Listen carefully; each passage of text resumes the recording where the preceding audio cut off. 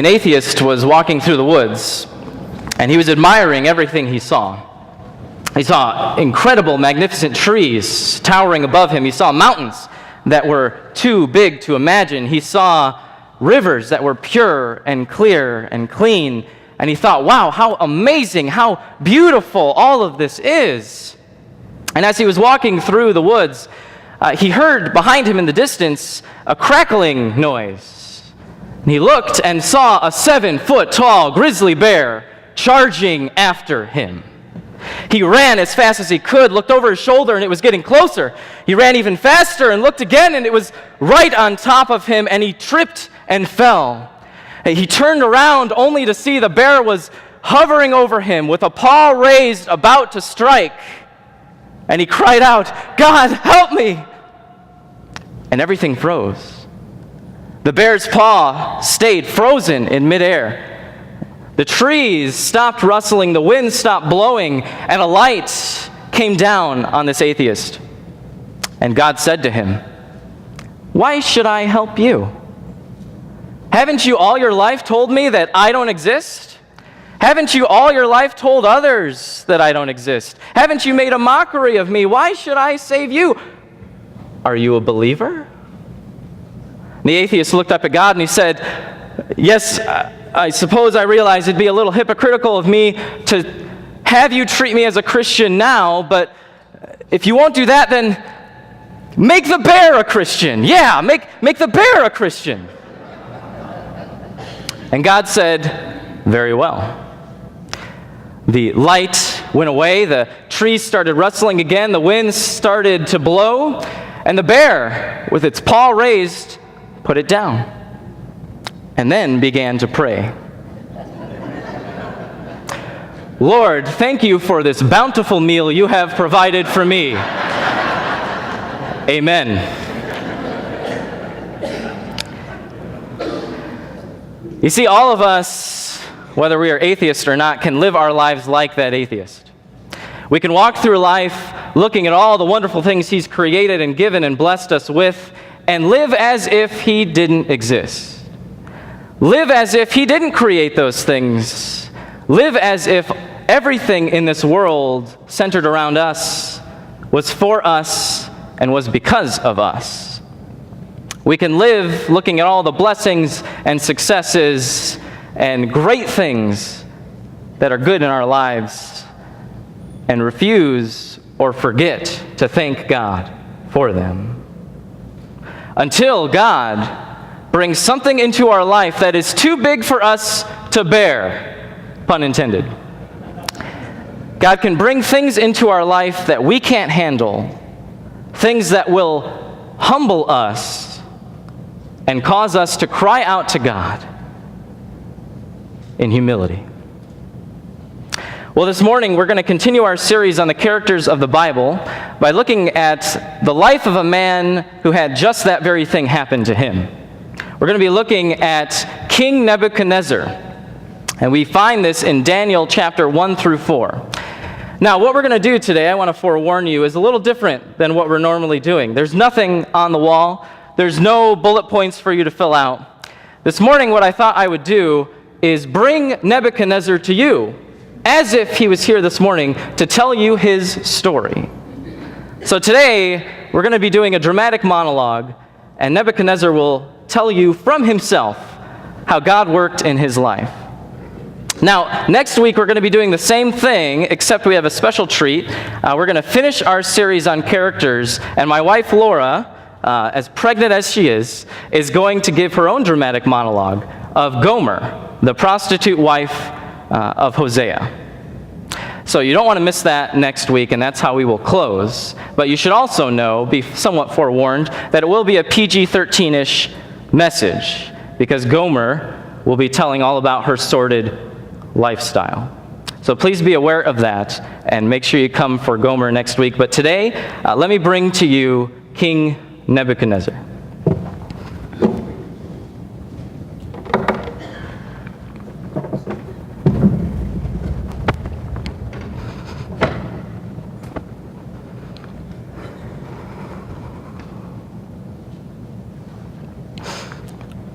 Good morning. My name is King Nebuchadnezzar. You can call me king. You're not standing. Don't you know who I am?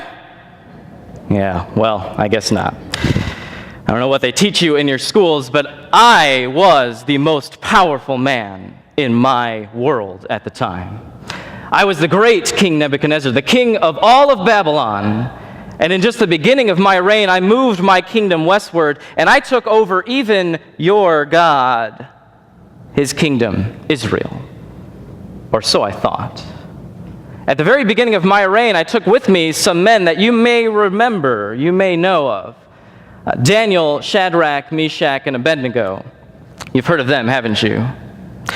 What I thought at that time in my reign as a ruthless dictator king, a man who took what I wanted, a man who did what I wanted, and when anyone crossed me, I killed them. It's the kind of man I was. I thought that I had conquered every king, every god, including the true God, Yahweh.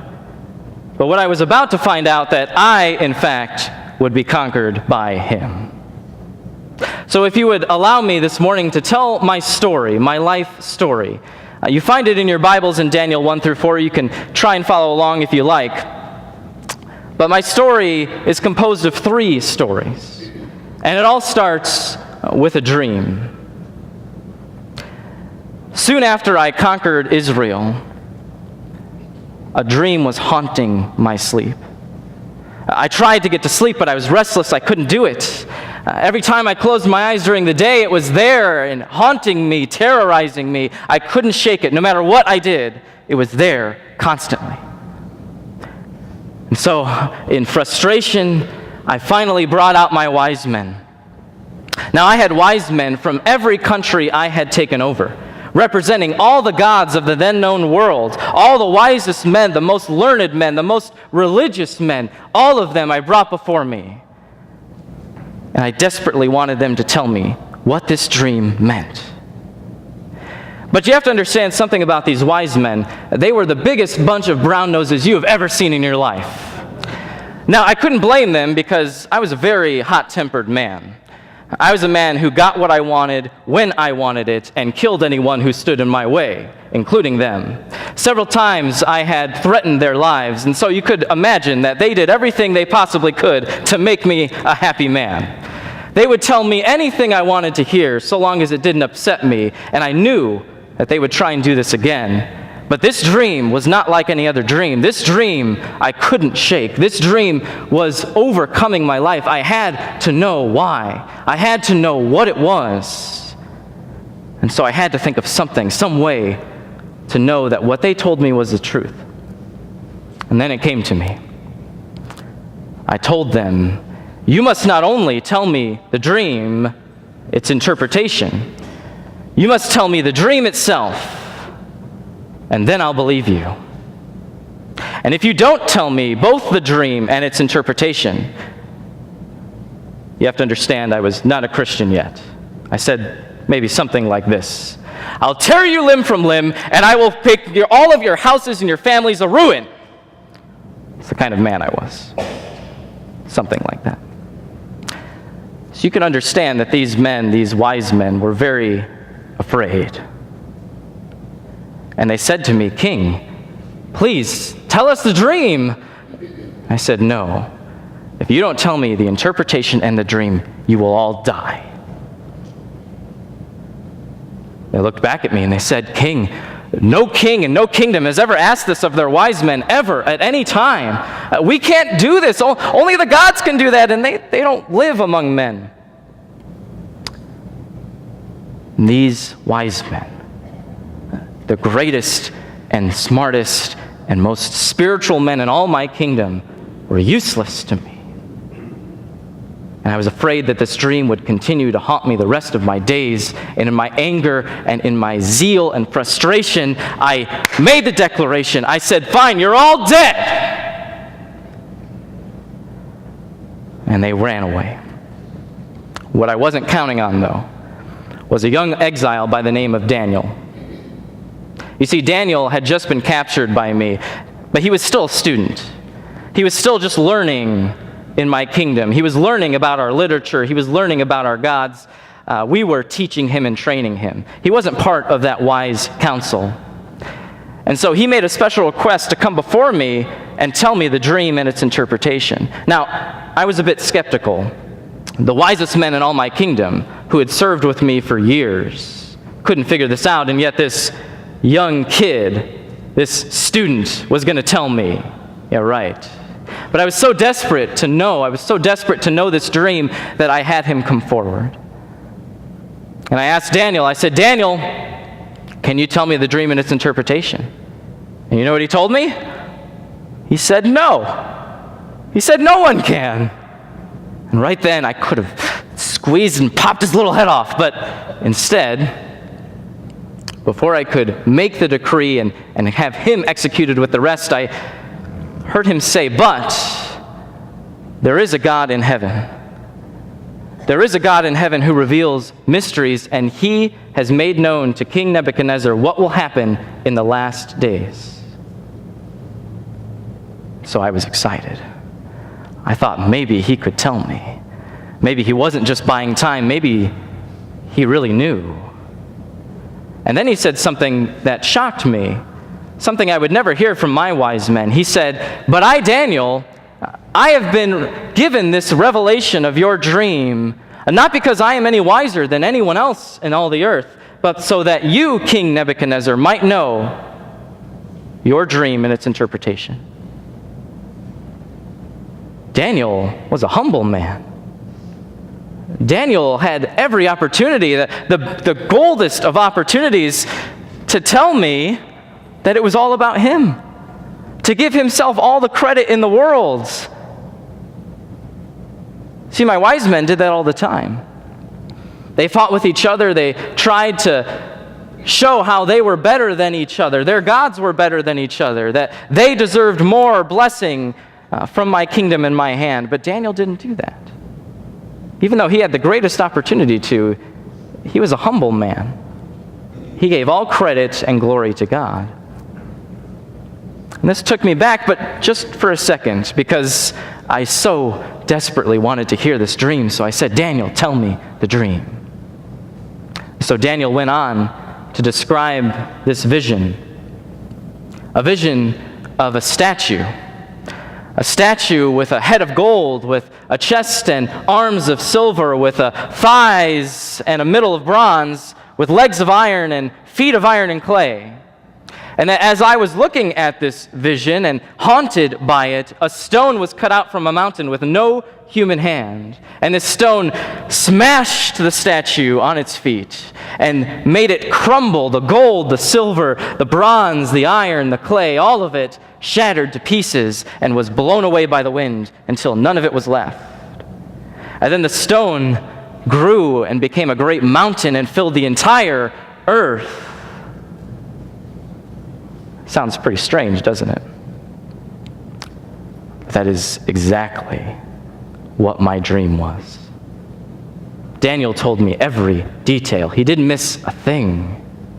And in that moment, I knew that it wasn't just Daniel who was different, that it was his God who was the true God. He had made the rest of my wise men and their gods look foolish, and he had shown the superiority of his God, a God who gave me this vision and reduced me to nothing through just a dream. So I asked Daniel, well, what does it mean? And what Daniel told me, I wasn't ready to hear. He told me, King, this statue represents 5 kingdoms. You are one of them. You are the head of gold. And I like to hear that. Everything had already gone to my head, and I thought, well, surely I am a head of gold. But 4 kingdoms will come after mine. 4 kingdoms that would be inferior to mine, until finally one day this God of Daniel would destroy all of those kingdoms, leaving nothing remaining, and would set up a kingdom that would fill the whole earth and would not be given to another, would be an everlasting, eternal kingdom. I didn't want to hear that. Daniel had just told me that my kingdom would be reduced to nothing, that even the memory of my reign would be forgotten. He showed me the end of everything that I worked so hard to build and to do for my glory, for my greatness, for my kingdom. Nothing. And all I could do was to bow before Daniel and before his God, and I declared, Daniel, your God is God of gods, surely, and King of kings. And I promoted Daniel to the highest position in all my kingdom, right next to me in my court, and he never left my side. And I was truly humbled in that moment by Daniel's God. But I'm sad to say, it only lasted for a moment. It was very short-lived. After a while, I forgot about this dream, except for one fact. I was a very arrogant man, and I remembered that I was the head of gold. I thought about it over and over again in my mind about how great my kingdom was and how amazing my successes were, that even this amazing God that performed this feat declared me as a head of gold. I thought, yes, I've arrived. I became so arrogant and proud that I built a gold statue 90 feet tall that was an image of me and my kingdom. I told everyone in the kingdom that you must worship me, and if you do not worship me, then you will be killed. I wanted this to be known so badly that I built a special fiery furnace for people, a furnace for anyone who dared not bow to me, who dared not worship me and my majesty and my golden image. And everyone in the kingdom bowed the knee. No one in the kingdom dared to cross me. Until one day, it was made known to me that 3 men refused to worship my image. I had them brought before me, and it was Shadrach, Meshach, and Abednego. And I asked them, I said, don't you know if you don't worship me, I will throw you into the fiery furnace and you will be killed? And then in my arrogance I said to them, and who is the God who can deliver you from my hand? But without missing a beat, they looked straight back into my eyes and they told me, King Nebuchadnezzar, our God is able to deliver us from your hand. But even if he doesn't, we will never worship you, and we will never bow before your golden image. They said this in front of everybody. They said this in front of a crowd of people bowing before this image. And I was enraged. Immediately, I ordered my strongest men, bind them, throw them into the fiery furnace, and before you do, heat it 7 times over. Immediately, they bound these men, they took them to the fiery furnace, and the fire was so hot that the men that I had take them and charge them into the furnace died at the entrance to the door. They fell and passed out dead. And Shadrach, Meshach, and Abednego stumbled in the furnace. And I thought, surely people will now know not to mess with me. Surely people will now know that they must worship me. They will fear me, and my glory will be greater than it ever has been. But something happened. As I looked back into that fiery furnace, I noticed the men were up and standing, walking around calmly. They weren't crying out. They weren't screaming in pain. They weren't even in any kind of rush. They were just calmly walking around unbound. And I looked again and I noticed that there weren't just 3 men in there. There were 4. And the 4th was different. He looked like an angel or some kind of divine being or God. You had to see it to believe it. And that's when I remembered. Shadrach, Meshach, and Abednego, they were friends of Daniel. They served Daniel's God. And the God who had humbled me through Daniel had now humbled me through Shadrach, Meshach, and Abednego. And in fear at what I had done, I called out in haste. I said, "Shadrach, Meshach, Abednego, come out! Servants of the Most High, come out!" They came out of the fire. Their hair wasn't singed. Their clothes were just as clean as before they had been put into the fire. They didn't even smell like smoke. I was astonished. And again, I was humbled. I declared that their God was the only one who could deliver in this way, just as he was the only one who could give that vision and the interpretation of it as Daniel did.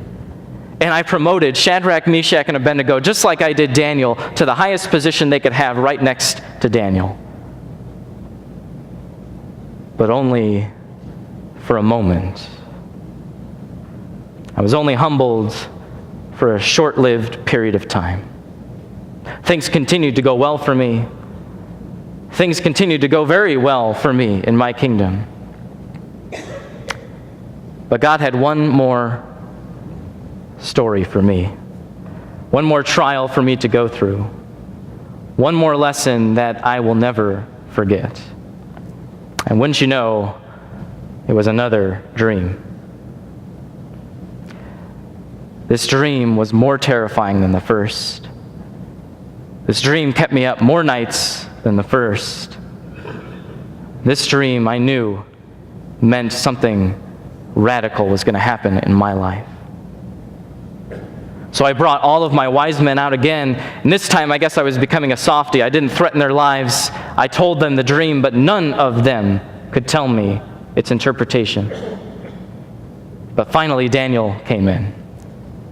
I thought, at last, Daniel can tell me. And he did. My dream was of a tree that was so large that it reached up into the heavens, taller than any of your skyscrapers. It was so large, so wide, that all the animals and peoples of the earth took its shade under it. They ate from its fruit. They all were gathered underneath it. But then something horrible happened. An angel came down out of the sky and declared, "Chop down the tree, leave nothing but a stump, strip its branches, take off its leaves, scatter its fruit, and put bars of iron over it, that it may not grow any longer. May he sleep on the ground. May he eat grass like an ox. May his mind be taken from him, and may a mind of an animal be given to him. And may this happen for 7 years, until he knows that the Most High rules the kingdom of men and gives it to whom he pleases."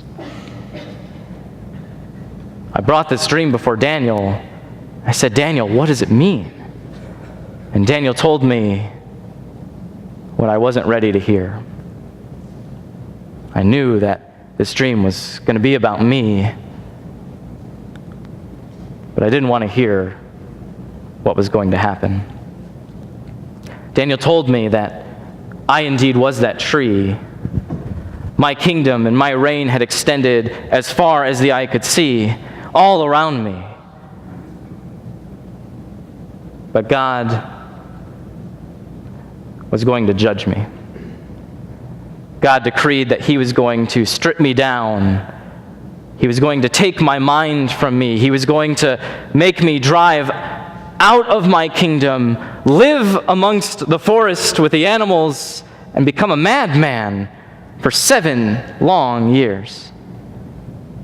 And that this would happen until I knew, until I humbled myself and trusted that God, the Most High God, was ruler of the kingdoms of men, and he gave it to whom he wills. I was terrified. Days went on, and nothing happened. And I thought, well, maybe nothing will happen. Months went by until 12 months passed. I thought I was safe. I said to myself, what a silly dream. Why would I be afraid of such a silly thing? And as I looked at my kingdom, I said the words out loud, "Is not this the great Babylon that I have built with my two hands for the glory of my majesty. And as soon as I finished the words, God thundered from heaven. He declared to me, "O King Nebuchadnezzar, your kingdom is taken away from you. You will be driven from among men, and you will be mad for 7 years until you know that the Most High rules the kingdom of men and gives it to whom he wills." As soon as he stopped speaking, I lost my mind. I ran out of the palace. I started to live amongst the forest and in the plains. I ate grass. I muttered constantly. I couldn't even put a sentence together. I could hardly control anything I was doing. My hair grew longer than any homeless man's hair. My nails became like claws, and I was a smelly, pitiful mess of a man for 7 years. For 7 years, the king of the most powerful kingdom in the world, the most powerful man in the world, became the most pitiful and detestable and pathetic person you've ever seen in your life. At the end of that 7 years, God graciously gave me my mind back. And as soon as he did, I looked up to the God of heaven and I humbled myself. I finally admitted that, God, you reign, not me. God, you are the great king, not me. God, you deserve worship and praise and thanks, and not me. If you're to learn anything from my story this morning, this is one simple point: that God reigns. He reigns over the most powerful man in the world in my time. And he reigns over every single person in this room. Don't be like me. Don't be like me. Don't wait time after time after time to humble yourself before a God who reigns in your life. To acknowledge that the good things that you have and the good life that you have and the blessings that you all have are from his hand more than they are from yours. And to give him the praise that he deserves. Humble yourself before God, or be humbled by God. Humble yourself before God, or be humbled by God.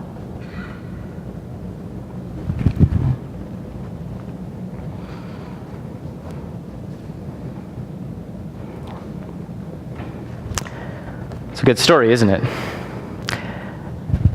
Turns out that Nebuchadnezzar is quite a character, isn't he? A violent man, a powerful man, but a man who learned a lesson that all of us need to hear. Because all of us have pride, just like Nebuchadnezzar did. And all of us can be tempted toward the same pride and arrogance that he had. So might we humble ourselves, like he eventually did, and say today that God reigns. Would you stand as we are led in one final song this morning?